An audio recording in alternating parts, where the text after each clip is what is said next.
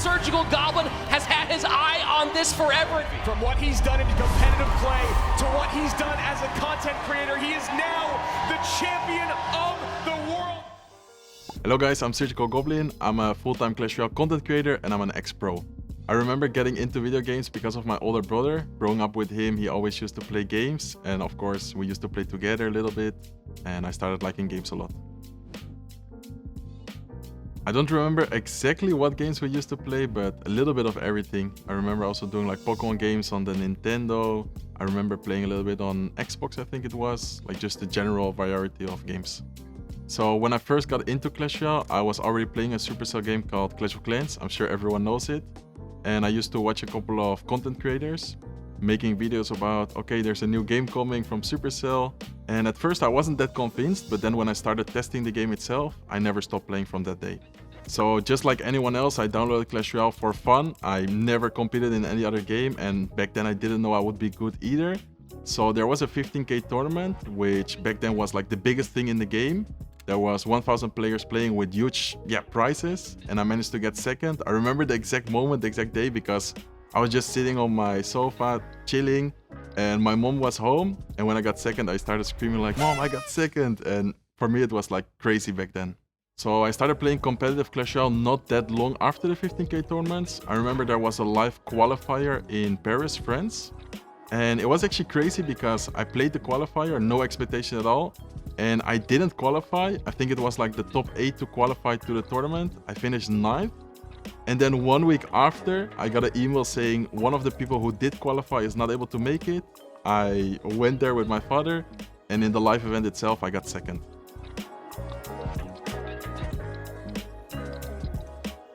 I remember playing that first live event, and unlike other people who usually get very nervous, I actually felt very calm, very focused.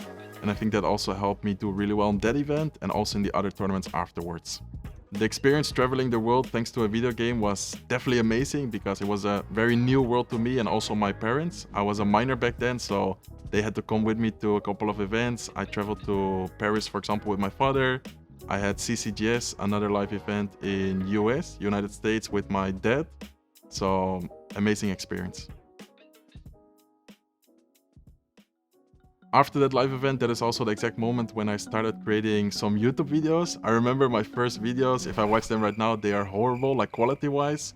I had a free recording screen. I had like these earbuds you plug in with really bad mic quality, but I remember people liked it and I started doing it more and more. And help you guys become a better CR player. After getting second in my first live event, that is when I really noticed that I had good potential to play on a more serious level, or maybe even professional level, you could say. And that is also when I started winning and participating more in live events. I remember the same format, ESWC, winning that one, and other multiple live events in Spain.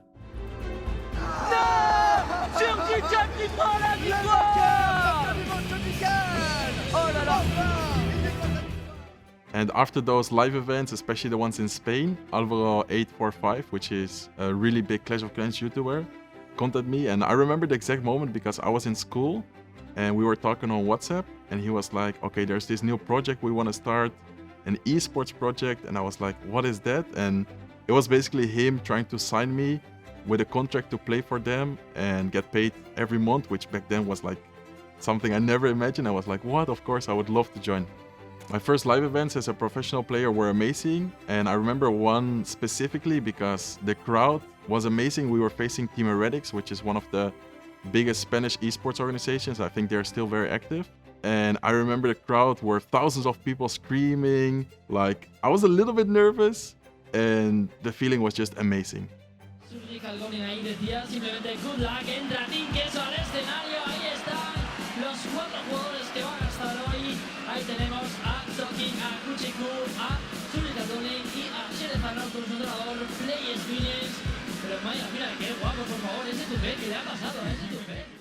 In 2019, they announced the serial team format, and that is also when a lot of big esports organizations started getting interested. They started joining the game, and that is also when I got an offer. I had a big dilemma because I was still a part of Team Queso, which was like my family back then, and one of the biggest esports organizations in the world, Team Liquid, contacted me. They're from the Netherlands. One of the CEOs is living very nearby, So he contacted me and he was like, okay, let's go for dinner. Let's talk about the offer. Let's discuss things. And everything was amazing, but I decided to reject his offer. A couple of days passed after rejecting their offer, and I got another notification with a new offer. And honestly, that one I was not able to reject. It was so good, and it was a huge opportunity for me as a player and just in general as a person. Joining Team Liquid was a big step in my career because I was able to become their Clash Royale captain. I was able to build a team around myself, and basically what I did was try and pick the best players back then and put them all in one team. But the first season didn't work out that well because I noticed that synergy is very important. So after the season we didn't do that good. We decided to make some changes, a couple of roster changes. We also added a coach to our team, and the synergy got way better, and that is also when we started performing much better. So we started making some roster changes, we added a new coach, and we ended up with a 4-man roster. But one of the biggest problems back then was that Igor, one of our teammates, wasn't able to get his visa. So we had to start the regular season being only 3 players. We're the only team with 3 players, and if everyone isn't on their best performance, we lose. So we started playing with only 3-man roster, and most of the other teams had 4, 5, or sometimes even 6 players. And we were definitely at a disadvantage. We started the season quite bad. Even though we were very motivated, preparing a lot, I think we were even overthinking a little bit. We got to a point where we were in a very bad spot on the leaderboard. I remember we were in a situation where we had to win like 5 matches in a row. And we were overthinking a lot with a lot of analysis, with a lot of preparation. And our coach was like, okay, this is not working. Let's start playing for fun. Let's start playing more of your comfort decks. And that is when we started doing way better, and we even ended up winning those 5 matches in a row and qualified to the World Finals. They're looking to bring that same fiery passion to the World Finals this December. Qualifying to the World Finals was definitely a dream come true because of all the years I had competing, and especially with Team Liquid, the first season not doing well, then also starting really bad the other season but making an insane comeback was amazing. We were practicing and preparing a lot for the World Finals, every day, a bunch of hours. And getting closer and closer to the actual date of the World Finals, I started noticing that my visa was not renewed yet. I thought that that would never be a problem, but there was actually a point where we were like, okay, I will not be able to get my visa and I will not be able to attend the World Finals, so I was heartbroken. I was thinking to myself, how is it possible after so many years of playing, practicing, finally being able to qualify, and then because of a stupid issue which is out of my control, not being able to compete? So we already started making some roster changes. I used to play the 2 versus 2. So then they started playing and practicing with a different couple. And a couple of days before the actual event, I was like, there has to be a way to get the visa. There has to be a way to fly there and compete. So being very sad and desperate, we were like, okay, there has to be a way of getting the visa. Me and my mom went to the embassy in Amsterdam of the United States. And we were asking them, is there any way, is there any possibility you could give me the visa? Because the process was being done, but it was taking so long to the point where I would miss the World Finals.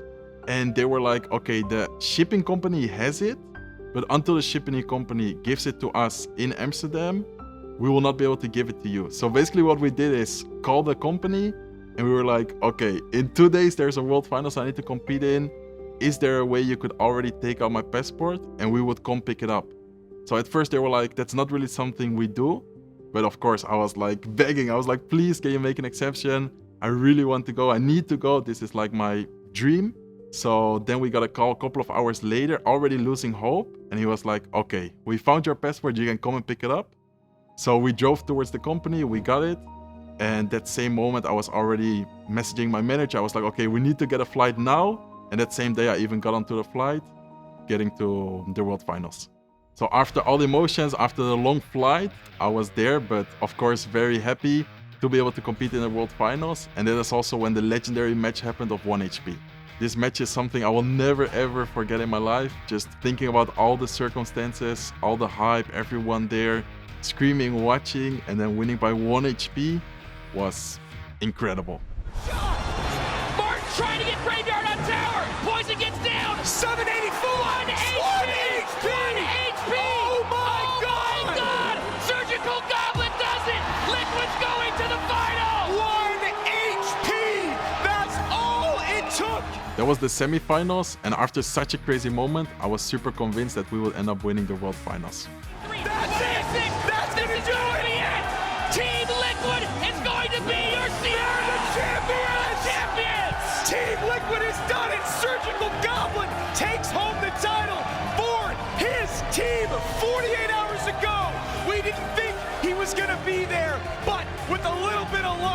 some great plays by your rookie. Here we are, CRL West, Team Liquid, World Champions. It's been such a wild journey for so long. Surgical Goblin has had his eye on this forever, and as you said it, Andrew, who better to secure this victory for his team? Team Liquid riding on the back of Surgical Goblin in major moments, securing this, and now they get to hoist the World Championship trophy. From what he's done in competitive play to what he's done as a content creator, he is now the champion of the world with a Team Liquid squad that fell short in Season 1 and have since then become the greatest CR squad that we have seen in 2019. I took a break after the World Finals because I felt after all the years of training, practicing daily, so many hours, a little bit burned out. I was seeking for something refreshing, something new, and that is when I took a big break. During the break, one of the games I played the most was Fortnite. I even got into the competitive scene a little bit, competing, streaming, and even making a couple of compilation videos, but I never got to a really high level. I saw that Clash Royale did a huge update adding champions, so I decided to try it out, and I liked it a lot. I decided to come back to the game, and especially focusing on content. Goblin here, welcome to another episode. In today's video, we're going to be playing in the new season with the new hero. I'm going to show you guys some decks which in my opinion are insane. So after making the comeback of starting to play more, making more content, even Supercell supported me a lot. They gave me a very nice welcome back because they gave me the creator code, and they also invited me to the World Finals that year, which is amazing because you get to see the Supercell office, you get to see a lot of different creators, players in person, and attending the World Finals is also a very nice experience. Coming back to the game and especially focusing on content, I decided to make a switch to Spanish-speaking content. Spanish community was very big, and Spanish is also something I learned while competing in the serial team format. My teammates, my coach back then were speaking Spanish to each other, and I was able to pick up the language without studying it. Hey guys, gente, soy Goblin aquí, bienvenido a un nuevo video. En el video de hoy vamos a estar jugando con el primer mazo en llegar a campeones definitivos. Apenas ayer comenzó. Playing and creating content was very fun, but I think what motivated me the most was seeing how much support and how much positive comments I got, especially from the Spanish community, but even many English-speaking people were watching and supporting me when I came back. Managing to create content and also competing at the same time never was easy. I think back then my main focus was definitely more competitive, but I always tried to be active. I always tried to help people. That is, I think my main goal to create content was always to help people learn, get better, and just in general, be nice to them. Yo, what's up guys, Goblin here, welcome to another episode. In today's video, I'm gonna be playing with the top 5 best decks in the world right now. Starting with rank number 5, he's using this Royal Giant Cycle deck. I remember getting a lot of messages from people asking for help about some decks I used in those live events, in those tournaments, and my main goal for YouTube has always been to help people out, let them improve, learn from my gameplay, from my decks. So that was definitely one of my motivations to, even while competing, continuing to upload and be consistent with the YouTube. One of the key parts of my success and growth as a creator, I would say, is that I always try to listen to my community, to my viewers, trying to help them improve with my gameplay or just in general with my knowledge. And I think consistency is very important. So while doing my YouTube videos in Spanish, I still had, of course, a lot of English-speaking followers, a lot of comments asking, yo, Serge, what happened? When did you came back? Why is your content in Spanish right now? So that is when I decided to make a new YouTube channel, and I decided to do both English and Spanish content at the same time.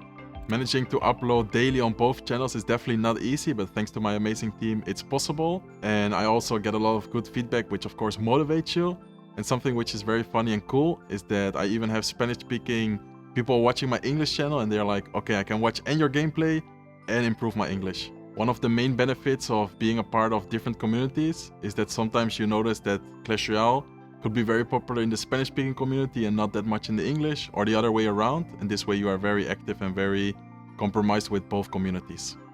One of my biggest achievements as a Supercell creator is definitely getting to 1 million subscribers in total, which is insane, and also managing to upload daily in both channels every single day, being active, but most importantly having people that watch and support me is amazing, so thank you all. My life has changed a lot the last couple of years because I became a father. And of course, being able to do what you love is very nice. Being able to work at home, have your own hours, being flexible, while also still being a father, while also still experiencing many different things with your family is something very nice. I haven't really thought about introducing my son to video games, but I do of course hope that we get to play, especially in the future. And I also get a lot of comments saying that I should do a project Mohammed Light to make him the new best player in the world. In 2026 and hopefully also for the future years, you can expect me to continue to be as consistent as possible. And I've also gotten a lot of comments and questions about potentially competing. I will definitely still prioritize my content, but I will also start playing a couple of tournaments here and there, and who knows how it goes. If you want to become a content creator like me, my main advice would be to be as consistent as possible. And another advice I would like to give is to find opportunities for yourself. I, for example, speak multiple languages, so I try to make different channels in different languages, seeking different communities, and I feel like that's a great opportunity to be able to grow and become a better content creator. Hopefully you guys enjoyed watching. See you next time.